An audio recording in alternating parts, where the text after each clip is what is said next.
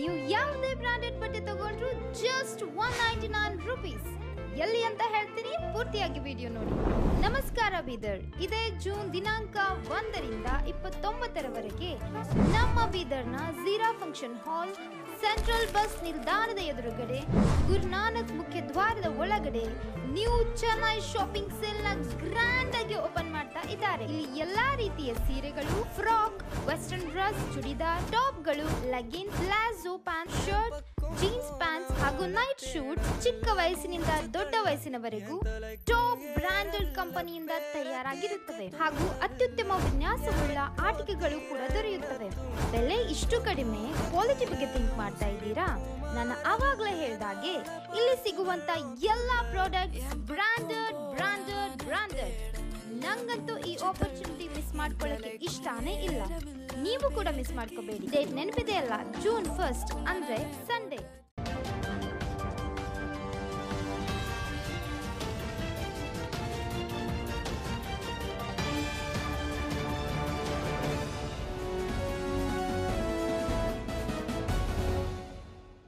ಎಲ್ರಿಗೂ ನಮಸ್ಕಾರ. ನೀವು ನೋಡ್ತಾ ಇದ್ದೀರಾ ಸುದ್ದಿ ಸಮಯ ನ್ಯೂಸ್ ಚಾನಲ್. ಇದು ಲೋಕಲ್ ಎಕ್ಸ್ಪ್ರೆಸ್. ನಾನು ಮಹರ್ದೊಡ್ಡ ಅಕುಳಿಗಿ.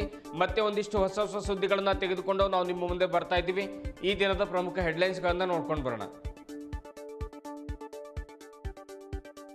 ಗುರುನಾನಕ್ ಆಸ್ಪತ್ರೆಯಲ್ಲಿ ಐವಿಎಫ್ ಕೇಂದ್ರ ಆರಂಭ. ಮಕ್ಕಳಿಲ್ಲದ ಮಹಿಳೆಯರಿಗೆ ತಾಯ್ತನ ಕರುಣಿಸುವ ಗುರಿ ಹೊಂದಲಾಗಿದೆ. ದೂರದ ಅನ್ಯ ರಾಜ್ಯಗಳಿಗೆ ಹೋಗುವ ಅವಶ್ಯಕತೆ ಇಲ್ಲ. ಸಮಯ, ಹಣದ ಉಳಿತಾಯವಾಗಲಿದೆ. ಡಾಕ್ಟರ್ ರೇಷ್ಮಾ ಕೌರ್. ಜೂನ್ 15ರಂದು ನಗರದ ಜಿಲ್ಲಾ ರಂಗಮಂದಿರದಲ್ಲಿ ಪುಣ್ಯ ಶ್ಲೋಕ ಅಹಿಲ್ಯಾದೇವಿ ಹೋಳ್ಕರ್ 300ನೇ ಜಯಂತಿ ಕಾರ್ಯಕ್ರಮ. ಬೊಮ್ಮಗೊಂಡೇಶ್ವರ ವೃತ್ತದಿಂದ ಭವ್ಯ ಮೆರವಣಿಗೆ. ಶ್ರೀಮಂತ್ ಭೂಸೇನ್ ಸಿಂಗ್ ರಾಜೆ ಹೋಳ್ಕರ್ ಭಾಗಿ. ಪಂಡಿತ್ ಸಿದ್ರಿ ಮಾಹಿತಿ. ಬಕ್ರೀದ್ ಹಬ್ಬದ ಸಂದರ್ಭದಲ್ಲಿ ಅಕ್ರಮ ಗೋ ಹತ್ಯೆ ಹಾಗೂ ಗೋ ಸಾಗಾಟ ತಡೆಯಬೇಕೆಂದು ಅಧಿಕಾರಿಗಳಿಗೆ ಮನವಿ ಮಾಡಿಕೊಂಡ ವಿಶ್ವ ಹಿಂದೂ ಪರಿಷತ್. ಸುದ್ದಿಗೋಷ್ಠಿಯಲ್ಲಿ ಶಿವಕುಮಾರ್ ಬೋಳ್ಶೆಟ್ಟಿ ಆಗ್ರಹ. ರಾಜ್ಯದಲ್ಲಿ ಜಾರಿ ಇರುವ ಗೋ ಹತ್ಯೆ ನಿಷೇಧ ಕಾಯ್ದೆ 2020 ಪಾಲಿಸಲು ಸಲಹೆ. ಕನ್ನಡ ಶಾಲೆಗಳನ್ನು ಉಳಿಸುವ ನಿಟ್ಟಿನಲ್ಲಿ ಬೃಹತ್ ಹೋರಾಟ ಹಮ್ಮಿಕೊಳ್ಳಲಾಗುವುದು. ರೇವಣಸಿದ್ದಪ್ಪ ಜಲಾದೆ. ಕನ್ನಡ ಶಾಲೆ ಉಳಿವಿಗೆ ಕನ್ನಡ ಸಾಹಿತ್ಯ ಪರಿಷತ್ತು ಸಂಪೂರ್ಣ ಬೆಂಬಲ ಸೂಚಿಸಲಿದೆ. ಸುರೇಶ್ ಎನ್ ಶೆಟ್ಟಿ.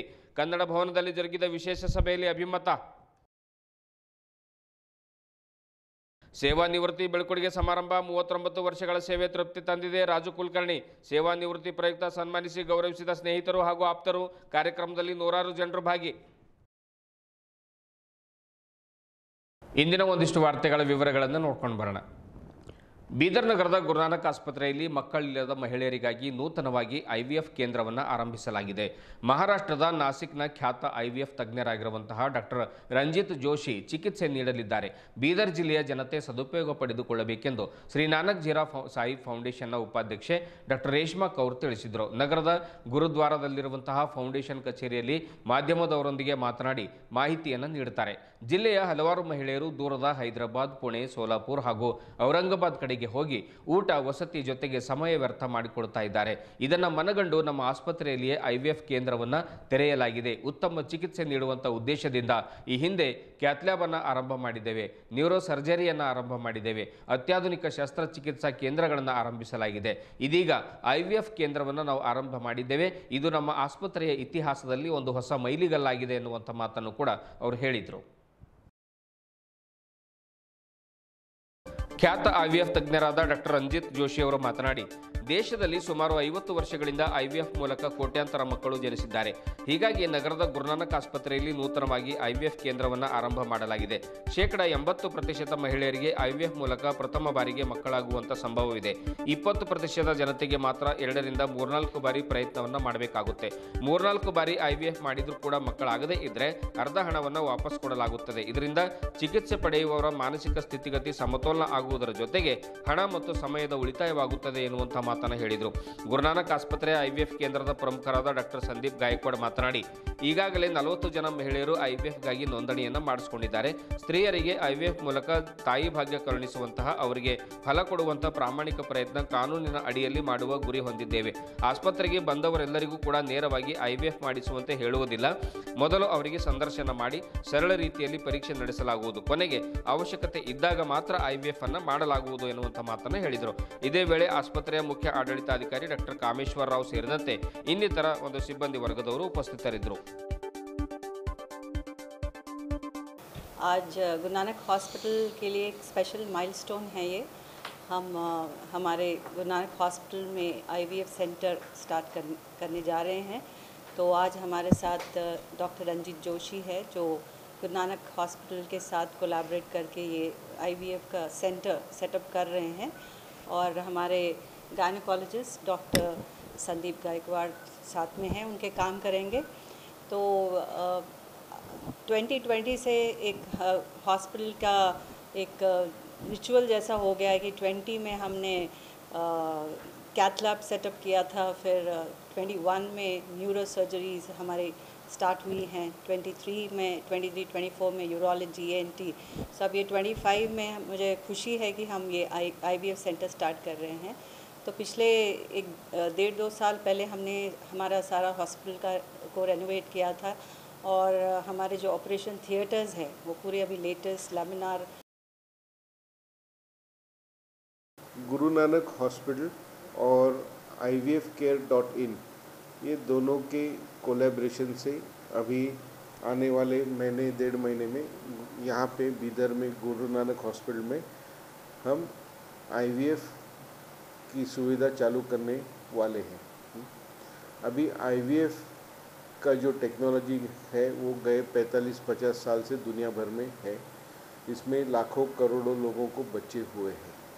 तो ये इसका उद्देश्य ये है कि बीदर और आजू बाजू के एरिया के जो पेशेंट्स हैं जिनको बच्चे नहीं है या बच्चे होने में तकलीफ़ होता है या प्रेगनेंसी रहती है लेकिन एबॉर्शन होता है, उनको मदद करने का उद्देश्य है।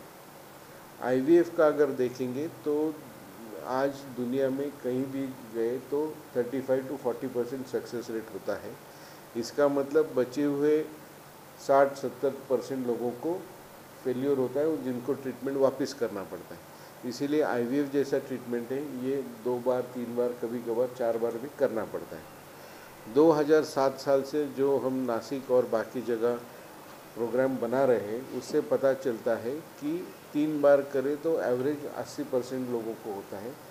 बाकी जो 20% है उनको चौथी बार 5वीं बार करेंगे तो ऑलमोस्ट और एक 10-12% होके 90-95% लोगों तक प्रेगनेंसी हो सकती है 3-4 बार करने के बाद। अभी ये करते टाइम कपल्स के हिसाब से, पेशेंट के हिसाब से क्या प्रॉब्लम आता है, एक तो उनका फाइनेंशियल प्रॉब्लम आता है क्योंकि आज अपन इंडिया में देखें तो एवरेज IVF का कॉस्ट 1.5 लाख से 2 लाख एक अटेम्प्ट का होता है। कभी कभार ज़्यादा होता है, कभी कभार कम होता है। दूसरा है कि इतनी जोशी सर के साथ बिकॉज एज ए टीम जो मैंने आपको बात बताई थी मैटर्स अ लॉट, काफ़ी डिफरेंस बनाता है इसके अंदर, क्योंकि हमें जब एक ही पेशेंट्स पे डिफरेंट अप्रोचेस ट्राई करनी पड़ती है, मल्टीपल स्टडीज़ को हमें साथ में लेके चलना पड़ता है और वहीं जाके जो सक्सेस रेट का जो फिगर है हमारा वो हम रीच कर पाते हैं। सो जो बीदर में हम कर रहे हैं गुरु नानक के साथ वो है कि वो सर्विसेज हम प्रोवाइड कर पाएँ बीदर के अंदर जो कि आपको कहीं और, जिसके लिए आपको कहीं और जाने की ज़रूरत ना पड़े। जैसे मैडम ने बताया हमारे पास न्यूरो सर्जरी है, यूरो सर्जरी है, गायनिकोलॉजी हमारा सबसे पुराना डिपार्टमेंट है। ओके, और आज हमने एक और स्टेप लिया है उसी डायरेक्शन में विथ IVF केयर। और डेफिनेटली जिस तरीके से हम यहाँ पे काम करेंगे काफ़ी हमें अपेक्षा है कि जो पेशेंट का सेटिस्फैक्शन है in terms of results, in terms of stress जो कि काफ़ी मायने करता है, और in terms of the other problem जो वो फेस करते हैं वो हम केटर कर पाएंगे। वही हमारा एंडेवर रहेगा, वही हमारा प्रयास रहेगा। और अभी हम कुछ देर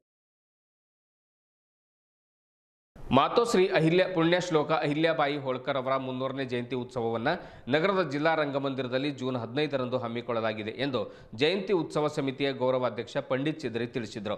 ನಗರದ ಜಿಲ್ಲಾ ಪತ್ರಿಕಾ ಭವನದಲ್ಲಿ ಕರೆದ ಸುದ್ದಿಗೋಷ್ಠಿಯನ್ನು ಉದ್ದೇಶಿಸಿ ಮಾತನಾಡಿರುವಂತಹ ಅವರು, ದೇಶದಲ್ಲಿ ದೇವಸ್ಥಾನಗಳು, ಮಠಗಳು, ಮಂದಿರಗಳನ್ನು ಜೀರ್ಣೋದ್ಧಾರ ಮಾಡಿ ಪುನರ್ ನಿರ್ಮಾಣಗೊಳಿಸಿದ ಕೀರ್ತಿ ಅಹಿಲ್ಯಾದೇವಿ ಅವರಿಗೆ ಸಲ್ಲುತ್ತದೆ. ಖಾನಾಪುರದಲ್ಲಿರುವಂತಹ ಮೈಲಾರ ಮಲ್ಲಣ್ಣ ದೇವಸ್ಥಾನದ ಮುಂಭಾಗದ ಮೇಲ್ಛಾವಣಿ ಅವರೇ ನಿರ್ಮಿಸಿದ್ದಾರೆ. ಪ್ರಾಣಿ ಪಕ್ಷಿಗಳಿಗೆ ಕುಡಿಯುವ ನೀರಿನ ವ್ಯವಸ್ಥೆಯನ್ನು ಮಾಡಿಸಿದ್ದಾರೆ. ಶ್ರೀಮತಿ ಇಂದಿರಾ ಗಾಂಧಿಯವರು ಅಹಿಲ್ಯಾದೇವಿಯವರ ಸಾಧನೆಯನ್ನು ಕಂಡು ಅವರ ಚರಿತ್ರೆಯನ್ನು ಓದಿದ್ರು ಅನ್ನುವಂಥ ಮಾಹಿತಿ ಕೂಡ ನಮಗಿದೆ. ಹಾಲುಮತ ಸಮಾಜದಲ್ಲಿ ಜನಿಸಿದ ಅಹಿಲ್ಯಾದೇವಿಯವರ ಚರಿತ್ರೆಯನ್ನು ಜನಮನಕ್ಕೆ ತಲುಪಿಸಬೇಕೆಂಬ ಸದುದ್ದೇಶದಿಂದ ಜಯಂತಿಯನ್ನು ಆಚರಣೆ ಮಾಡಲಾಗ್ತಾ ಇದೆ. ಅದಕ್ಕಾಗಿ ಪ್ರತಿಯೊಬ್ಬರು ಕೂಡ ಈ ಒಂದು ಜಯಂತಿ ಉತ್ಸವದಲ್ಲಿ ಪಾಲ್ಗೊಂಡು ಕಾರ್ಯಕ್ರಮವನ್ನು ಯಶಸ್ವಿಗೊಳಿಸಬೇಕು ಎನ್ನುವಂಥ ಮಾತನ್ನು ಪಂಡಿತ್ ಚಿದ್ರಿ ಹೇಳಿದರು. ಈ ಕಾರ್ಯಕ್ರಮಕ್ಕೆ ಹೋಳ್ಕರ್ ಪರಿವಾರದ ಕೋಲ್ಹಾಪುರದ ಶ್ರೀಮಂತ್ ಭೂಷಣ್ ಸಿಂಗ್ ರಾಜೆ ಹೋಳ್ಕರ್, ಸುಜಾತಾ ಸಾಗರ್ ರಾಜೆ ಪಾಂಡ್ರೆ, ಸುನೀತ್ರಾವ್ ಲೋಖಂಡೆ ಮುಂಬೈ ಹಾಗೂ ಮಾಜಿ ಸಚಿವ ಕೆಎಸ್ ಈಶ್ವರಪ್ಪ ಹಾಗೂ ಗ್ಯಾರಂಟಿ ಯೋಜನೆಗಳ ರಾಜ್ಯಾಧ್ಯಕ್ಷ ಎಚ್ಎಂ ರೇವಣ್ಣ ಸೇರಿದಂತೆ ಜಿಲ್ಲೆಯ ಬಹುತೇಕ ಜನಪ್ರತಿನಿಧಿಗಳು ಕಾರ್ಯಕ್ರಮದಲ್ಲಿ ಪಾಲ್ಗೊಳ್ಳಲಿದ್ದಾರೆ. ನಗರದ ಬೊಮ್ಮಗೊಂಡೇಶ್ವರ ವೃತ್ತದಿಂದ ಬೆಳಗ್ಗೆ 9 ಗಂಟೆಗೆ ಅಹಿಲ್ಯಾದೇವಿ ಭಾವಚಿತ್ರದ ಮೆರವಣಿಗೆ ಆರಂಭವಾಗಿ ಬಸವೇಶ್ವರ ವೃತ್ತ, ಭಗತ್ ಸಿಂಗ್ ವೃತ್ತ, ಅಂಬೇಡ್ಕರ್ ವೃತ್ತದ ಮೂಲಕ ಮೆರವಣಿಗೆ ರಂಗಮಂದಿರ ತಲುಪಲಿದೆ. ಮಧ್ಯಾಹ್ನ 1 ಗಂಟೆಗೆ ವೇದಿಕೆ ಕಾರ್ಯಕ್ರಮ ರಂಗಮಂದಿರದಲ್ಲಿ ನಡೆಯಲಿದೆ ಎನ್ನುವಂತ ಮಾಹಿತಿಯನ್ನು ನೀಡಿದರು. ಗೊಂಡ ಮತ್ತು ಹಟ್ಕರ್ ಸಮಾಜದ ವತಿಯಿಂದ ಈ ಕಾರ್ಯಕ್ರಮ ಆಯೋಜಿಸಲಾಗಿದೆ. ಸುದ್ದಿಗೋಷ್ಠಿಯಲ್ಲಿ ಜಯಂತಿ ಉತ್ಸವ ಸಮಿತಿಯ ಅಧ್ಯಕ್ಷರಾಗಿರುವಂತಹ ಈಶ್ವರ್ ಸಿಂಗ್ ಠಾಕೂರ್, ಪ್ರಮುಖರಾದ ಬಾಲಾಜಿ ನಾಯಕ್, ವೆಂಕಟರಾವ್ ಡೊಂಬಾಳೆ, ಮಾಳಪ್ಪ ಅಡಸಾರೆ, ಹನುಮಂತರಾವ್ ವಿಜಯಕುಮಾರ್ ಡೊಮಣೆ, ಕೊಂಡಿಬಾ ಪಾಂಡ್ರೆ, ಎಂಎಸ್ ಕಟಗಿ, ಡಾಕ್ಟರ್ ಪಾಂಡ್ರೆ, ಸಿದ್ದೋಬಾ, ವೆಂಕಟ್ ಸಾಲಿ ಸೇರಿದಂತೆ ಇನ್ನಿತರರು ಉಪಸ್ಥಿತರಿದ್ದರು.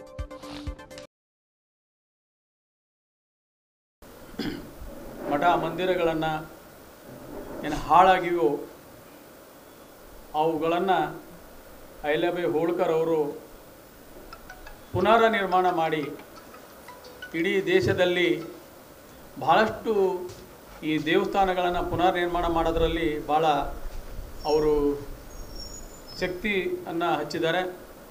ಅದರ ಜೊತೆಗೆ ಅವರು ರಾಜ್ಯವನ್ನು ಆಳಿದಂಥ ಅವ್ರ ಕ್ಷೇತ್ರದಲ್ಲಾಗಲಿ ಎಂಥ ನ್ಯಾಯಗಳನ್ನು ಅವರು ಮಾಡಿದ್ದಾರೆ ಅಂದರೆ, ಒಂದು ಮಾತು ಹೇಳಬೇಕಾದ್ರೆ ಇಂದಿರಾ ಗಾಂಧಿಯವರು ಮೊದಲು ಪ್ರಧಾನಮಂತ್ರಿ ಆದಾಗ ಅಹಿಲ್ಯಾಬಾಯಿ ಹೋಳ್ಕರ್ ಅವರ ಜೀವನ ಚರಿತ್ರೆಯನ್ನು ಓದಿದ್ರು ಅಂತಕ್ಕಂಥ ಒಂದು ಕಡೆ ಇತಿಹಾಸಕ್ಕೆ ಬರ್ತಿದೆ. ಅಂದರೆ ಈ ಪ್ರಾಣಿ ಪಕ್ಷಿಗಳಿಗೆ ಕೂಡ ಅಲ್ಲಿ ಎಲ್ಲ ನೀರಿನ ವ್ಯವಸ್ಥೆ ಮಾಡ್ತಕ್ಕಂಥದ್ದಾಗಲಿ, ಈ ಗೆಸ್ಟ್ ಹೌಸ್ಗಳ ಮುಖಾಂತರ ಅಲ್ಲಿ ನೀರುಗಳು ದನಗಳಿಗೆ ಕುಡಿಯೋಕೆ ಒಂದು ಹೌಸ್ ಮಾಡಿ ಕೊಡ್ತಕ್ಕಂಥದ್ದು. ಯಾಕಂದರೆ ಮನುಷ್ಯರು ನೀರು ಕೇಳಿ ಅವ್ರಿಗೆ ಬೇಕಾದನ್ನು ಕೇಳಿ ಪಡಿತಾರೆ. ಈ ಪ್ರಾಣಿಗಳಿಗೆ ಬಾಯಿ ಇರೋದಿಲ್ಲ, ಅಂಥವಕ್ಕೂ ಕೂಡ ಅಲ್ಲಿ ಅಡವಿದಾಗ ಕೂಡ ನೀರಿನ ವ್ಯವಸ್ಥೆ ಮಾಡಿದರು ಅಂತಕ್ಕಂಥದ್ದನ್ನು ನಾವು ಇತಿಹಾಸದಲ್ಲಿ ಓದ್ತಿದ್ದೀವಿ. ಅಂಥ ಅಹಿಲ್ಯಾಬಾಯಿ ಹೋಳ್ಕರ್ ಅವರ 300 ಇಯರ್ಸ್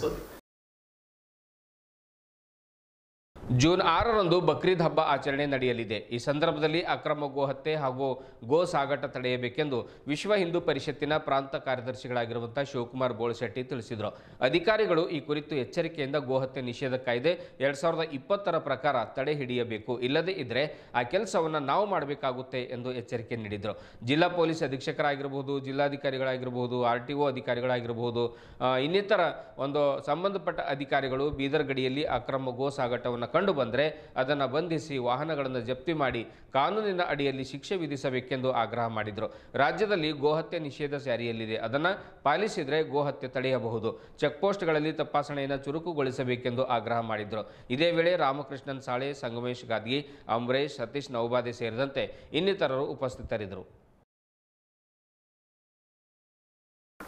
ಈಗಾಗಲೇ ತಮ್ಮೆಲ್ಲರಿಗೂ ಕೂಡ ಮಾಹಿತಿ ಇರುವ ಹಾಗೆ ನಮ್ಮ ರಾಜ್ಯದಲ್ಲಿ ಡಾಕ್ಟರ್ ಬಾಬಾ ಸಾಹೇಬ್ ಅಂಬೇಡ್ಕರ್ ಅವರ ಸಂವಿಧಾನದ ಪ್ರಕಾರ 2020 ಸಂವಿಧಾನದಲ್ಲಿ ವಿಧಾನಸಭೆಯಲ್ಲಿ ವಿಧೇಯಕ ಆದಂಥ 69 ಗೋಹತ್ಯೆ ನಿಷೇಧ ಕಾಯ್ದೆ ನಮ್ಮ ಕರ್ನಾಟಕ ರಾಜ್ಯ ಸರ್ಕಾರದಲ್ಲಿ ಈಗಾಗಲೇ ಜಾರಿಗೆಯಲ್ಲಿದೆ.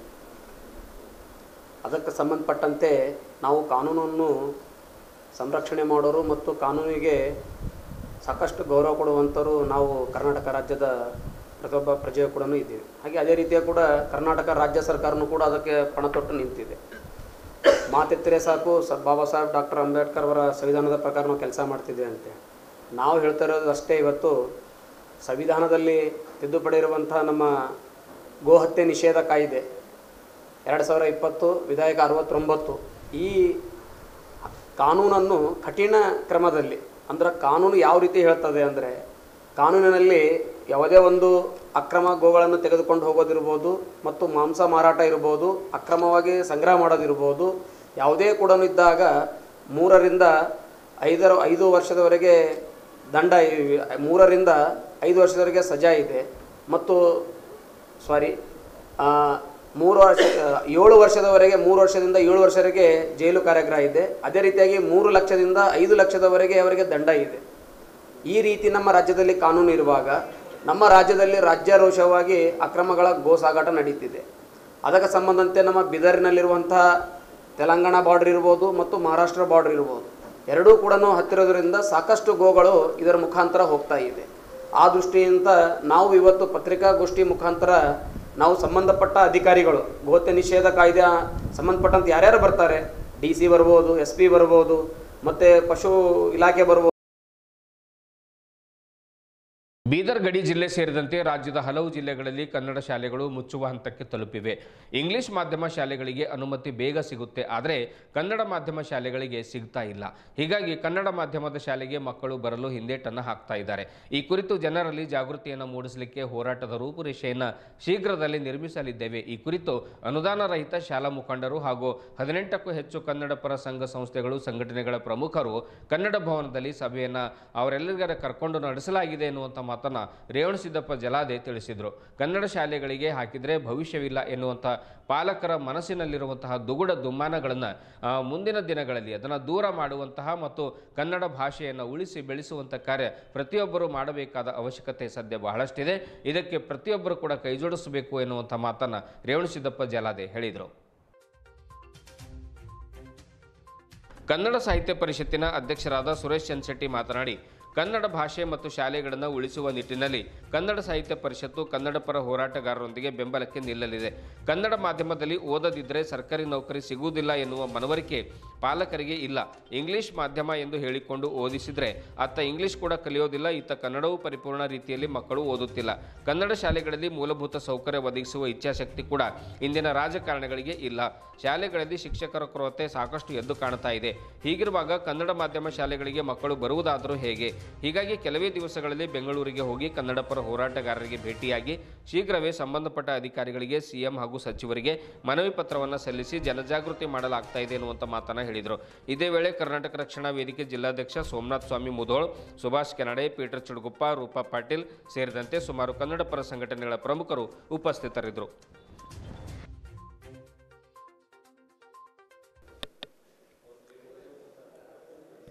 ಬೀದರ್ ಜಿಲ್ಲೆ ಇದೊಂದು ಗಡಿ ಭಾಗ.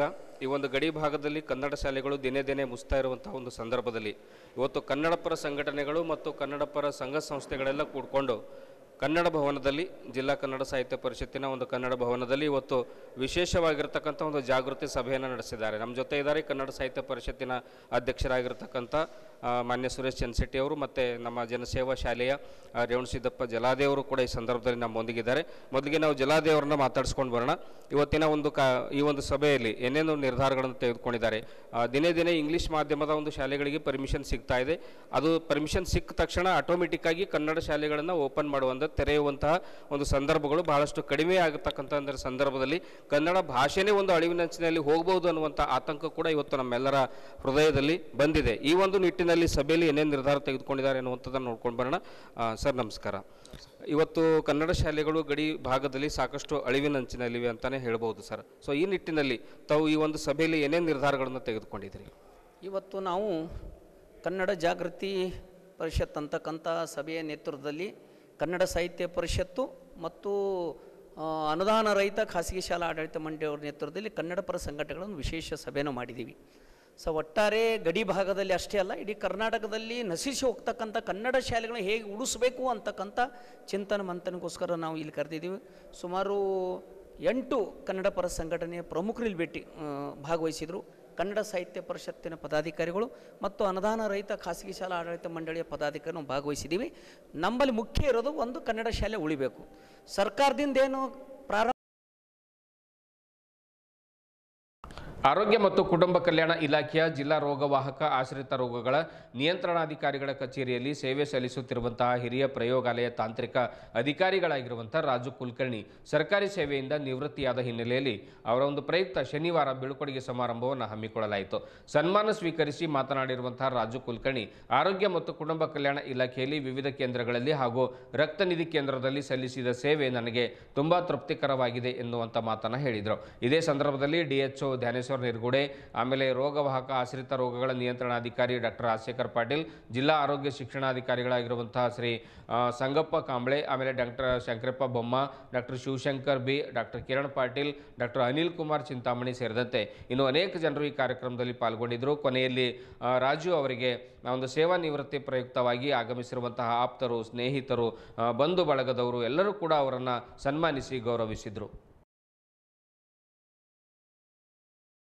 ಆಫೀಸರ್ಸು, ಸಿಬ್ಬಂದಿಗಳು ರೂಪುಡಿ ಹಿಡ್ಕೊಂಡು ಎಲ್ಲರೂ ಒಂದು ಮನಸ್ಸು ಮಾಡಿ ನನಗೇನಪ್ಪ ಅಂತಂದ್ರೆ ಈ ಒಂದು ವಯೋ ನಿವೃತ್ತಿಯ ಬೀಳ್ಕೊಡುಗೆ ಸಮಾರಂಭ ನಮ್ಮ DHO ಸಾಹೇಬರ ಒಂದು ಅಧ್ಯಕ್ಷತೆಯಲ್ಲಿ ಹಾಗೂ ಇನ್ನುಳಿದ ನನ್ನ ಎಲ್ಲ ಜಿಲ್ಲಾ ಮಟ್ಟದ ಕಾರ್ಯಕ್ರಮಾಧಿಕಾರಿಗಳ ಒಂದು ಸಮ್ಮುಖದಲ್ಲಿ ನೆರವೇರಿಸಿ ಕೊಡ್ತಾ ಇದ್ದಾರೆ. ಇದಕ್ಕೆ ನಾನು ಅವರೆಲ್ಲರಿಗೂ ಏನಪ್ಪ ಅಂತ ಮೊದಲು ಧನ್ಯವಾದಗಳನ್ನು ಬಯಸ್ತೇನೆ. ಈ ಒಂದು ಯಶಸ್ವಿ ನನಗನ್ನಿಸ್ತ ಒಳ್ಳೆ ರೀತಿಯಿಂದ ನನಗೆ ಬೀಳ್ಕೊಡುಗೆ ಕೊಡಬೇಕಾದ್ರೆ ಇಲ್ಲಿವರೆಗೆ ನಮ್ಮ ಅಧಿಕಾರಿ ವೃಂದದವರು ಹಾಗೂ ನನ್ನ ಎಲ್ಲ ಸಹೋದ್ಯೋಗಿಗಳು ಏನಪ್ಪ ತಮ್ಮ ತಮ್ಮ ಅನಿಸಿಕೆಗಳು ತಿಳಿಸ್ಕೊಂಡ್ರು. ಅದರಿಂದ ಏನಪ್ಪ ಅಂತಂದ್ರೆ ನಾನು ಇದುವರೆಗೂ ಸುದ್ದಿ ಕೊಟ್ಟಿರುವ ನಾನು ಮಹಾರುದ್ರ ಡಾಕುಳಿಗಿ. ಮತ್ತೆ ಮುಂದಿನ ವಾರ್ತೆಗಳೊಂದಿಗೆ ಭೇಟಿಯಾಗೋಣ. ವಂದನೆಗಳು.